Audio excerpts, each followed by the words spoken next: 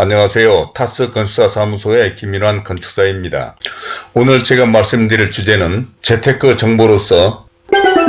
이것만 알면 땅을 잘 매입할 수도 있고 잘 활용할 수가 있다라고 하는 것입니다. 저는 지난 영상에서 값비싼 땅을 100% 활용하는 방법으로서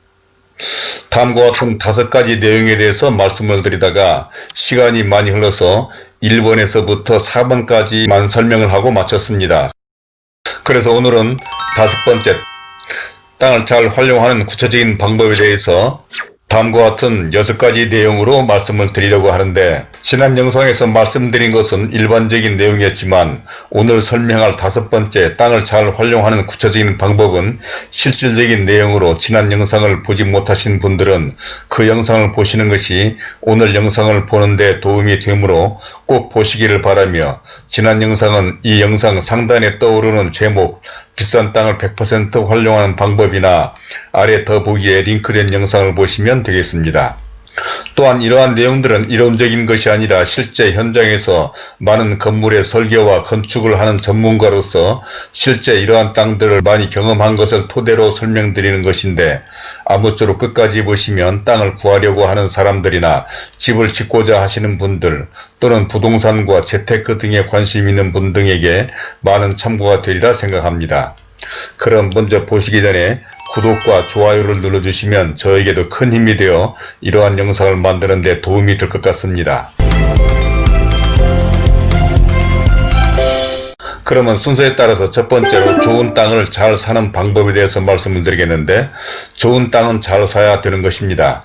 그래서 지난 영상에서는 어떤 땅이 좋은가에 대하여 부동산적인 측면도 중요하지만 건축적인 면, 즉 대지의 형상이나 도로와의 관계, 대지의 레벨, 인접 건물과의 관계, 일조권 등이 짓고자 하는 건물에 많은 영향을 준다고 말씀드렸으며, 또 땅을 살 때도 부동산 사무소나 자신의 판단만으로 살 일이 아니라 설계를 해본 후 사업성 분석을 해보고 사라, 굳이 유튜브 등을 보며 어설프게 공부하기보다는 전문가를 잘 활용하는 것이 좋다고 말씀을 드렸습니다. 그러니까 전문가들에게도 어려운 일조권이나 주차장법 등을 일반인들이 어설프게 공부한 지식으로 엄청난 금액을 주고 사는 땅을 잘못 사서 큰 낭패를 당하는 경우도 많으므로, 어차피 설계를 하려면 건축사가 필수적이므로 설계할 때만이 아니라 땅을 매입하는 단계에서부터 설계를 해보라는 말씀을 드렸으며, 또 네 번째로는 땅은 설계에 따라 활용도가 크게 달라진다는 말씀도 드렸습니다.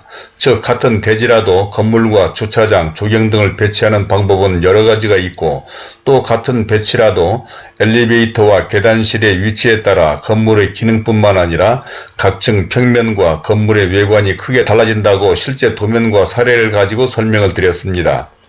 그러므로 비싼 땅을 제대로 활용하기 위해 좋은 설계를 하려면 해당 분야에 대한 전문성과 세분화가 필수적이고, 이에 따른 실적과 경험을 가진 전문가를 잘 선택하는 것이 대단히 중요하며 신중하게 생각해야 한다는 것까지 말씀을 드린 것으로, 구체적인 것은 지난 영상을 꼭 참고해 보시기 바랍니다.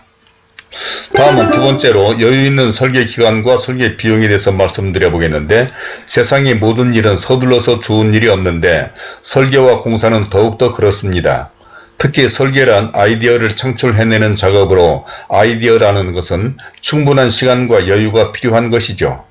즉흥적인 아이디어가 나올 수도 있겠지만 설계란 건축법과 지구단위 지침 등 관련된 건축 규정이 많아서 이에 대한 검토가 필요하고, 또 관련된 건물에 관한 자료조사도 필수로 이러한 규정과 자료를 바탕으로 다양한 생각을 해야 하는 것이므로 충분한 구상을 하는 것이 좋은 아이디어와 다양한 안을 만들어낼 수가 있기 때문인 것입니다. 또 그런 아이디어와 다양한 안에 대한 건축주의 검토에도 시간이 필요할 것이므로 당연히 충분하고 여유 있는 시간과 비용을 고려하는 것이 비싼 땅을 잘 활용하고 좋은 건물을 짓는 지름길인 것입니다. 다음 세 번째로는 철저한 현장조사와 대지 분석에 대해서 말씀드려보면, 좋은 설계와 아이디어는 현장에서 나오는 것입니다. 현장을 돌아보면 주변 환경과 조건에서 어느 정도 구상이 나오게 되는데, 세계적으로 유명한 건축가 가우디 선생도 바르셀로나의 파밀리아 성당과 구엘공원을 설계할 때 현장의 특성과 주변 환경에서 창안한 아이디어가 모티브가 되었다는 것은 유명한 일화입니다.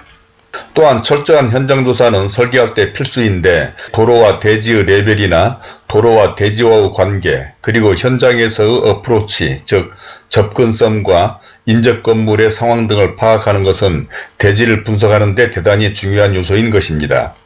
특히 도로와 대지의 레벨 차이는 일조권이나 건물의 높이와 층수의 산정에 영향을 미치는 것으로, 만약 도로와 대지가 경사가 있다면 지하층을 활용할 수가 있어서 뜻밖의 행운이 될 수가 있습니다. 즉 이러한 대지는 용적률 산정에 있어서 혜택을 받기 때문에 이러한 땅은 활용도에 따라서 가치가 높고 일조권에 있어서도 유리한 경우가 있는 것입니다. 또한 대지로의 접근성은 현장 상황에서 파악이 가능한 것인데, 이로 인하여 주차장의 위치와 건물의 정면성, 입구 등을 배치하는 데 있어 중요한데, 이는 바로 건물의 활용도에 영향을 미치기 때문인 것이죠. 다음 네 번째로 못생긴 땅을 잘 활용해보라 라고 하는 것인데, 일반적으로 땅은 평평하거나 대지의 형상이 사각형 등 정형인 땅이 부동산적으로는 평가를 받아서 비싸기도 하죠. 그런데 그렇지 못한 땅이 오히려 건축적으로는 활용도가 높은 경우가 있는데, 도로와 대지의 레벨 차이가 나서 경사진 땅은 위에서 설명한 대로 지하층이나 일조권에서 오히려 더 좋을 수가 있고, 특히 대지의 형상이 직각이 아니거나 못생긴 땅은 특이한 형태의 건물 설계가 가능하기도 합니다.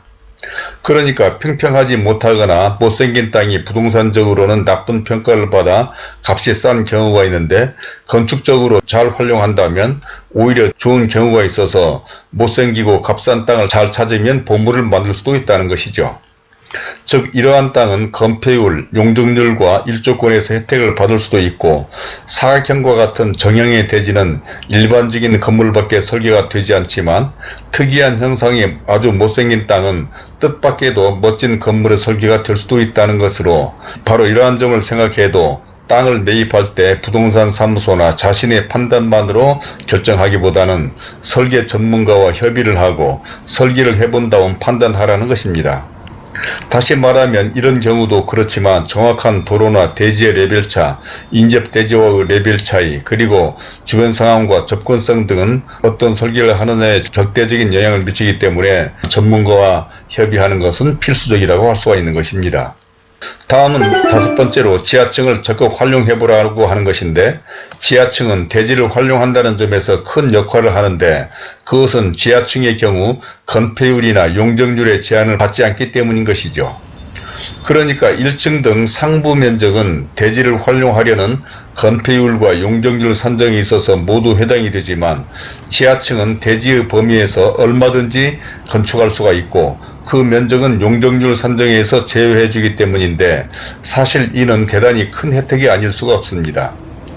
물론 지하층은 상권이나 접근성, 공사비 등 활용도 면에서는 신중하게 검토해 봐야 하기는 하겠지만, 설계하기에 따라서 선큰 가든이나 드라이 에어리어 등을 만들면 환기나 채광 등을 개선할 수도 있고, 최근에는 방수공법도 발달되어서 상권이나 접근성만 좋다고 판단되면 지하층을 만드는 것은 비싼 땅을 잘 활용하는 좋은 방법이 될 수가 있는 것이죠. 이제 마지막으로 여섯 번째로 옥상과 다락을 적극 활용해보라라고 하는 것인데, 옥상이나 다락의 활용도 땅을 잘 활용하는 방법으로 적극적으로 고려해볼 만합니다. 이는 만약 옥상 전부를 평서랍으로 설계하는 경우에는 옥상 면적만큼의 땅을 덤으로 얻는 것이나 마찬가지라고 생각할 수가 있는데, 옥상은 활용하기에 따라서 대단히 유용한 것이죠. 옥상 정원이 가장 대표적인 활용 방법인데, 값비싼 땅의 1층에 조경면적이나 휴식공간 등 오픈 스페이스를 만들 수 없는 상황에서 얼마나 유용한 방법이겠습니까? 아주 무의미하게 경사지붕을 만들기보다는 옥상 정원을 만들면 단열이나 복사열 방지에도 좋고, 이 공간은 휴식, 놀이공간으로, 또 주택 등에서는 꽃밭이나 텃밭 등 다양한 취미생활도 가능하며 아이들의 놀이장소로도 좋으며, 만약 다락과 같이 만든다면 더 좋은데, 다락도 비록 경사지붕수 공간이긴 하지만 오히려 이러한 경사지붕과 뻐꾸기 창까지 만들면 특이한 공간으로서 아이들이나 여자분들에게 로망의 공간이 되는데, 특히 중요한 것은 이 다락 면적도 면적 산정에서 제외되어 용적률 산정에 있어서 혜택을 받게 된다는 것입니다.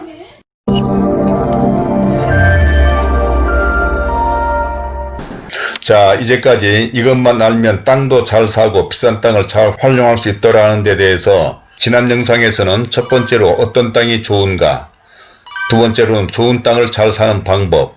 세 번째로 전문가를 잘 활용하면 된다, 네 번째로 설계에 따라 활용도가 달라진다라고 하는 것까지 말씀을 드렸고, 오늘은 다섯 번째로 땅을 잘 활용하는 구체적인 방법에 대해서 첫 번째로 좋은 땅을 잘 사는 방법, 두 번째로 여유 있는 설계 기간과 설계 비용,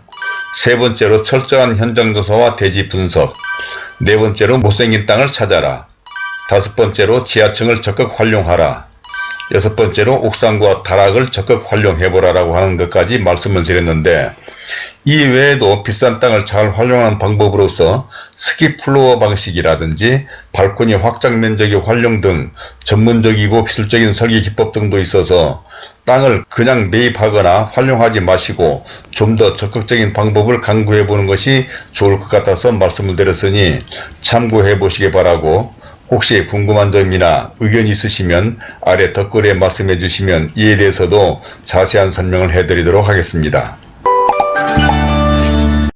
그리고 오늘의 이 영상이 도움이 되셨다면 구독과 좋아요를 눌러주실 것을 당부드리고, 또 화면 왼쪽에 제가 추천하는 이 영상들도 참고해 보시기를 바라며 이것으로 마치도록 하겠습니다. 감사합니다.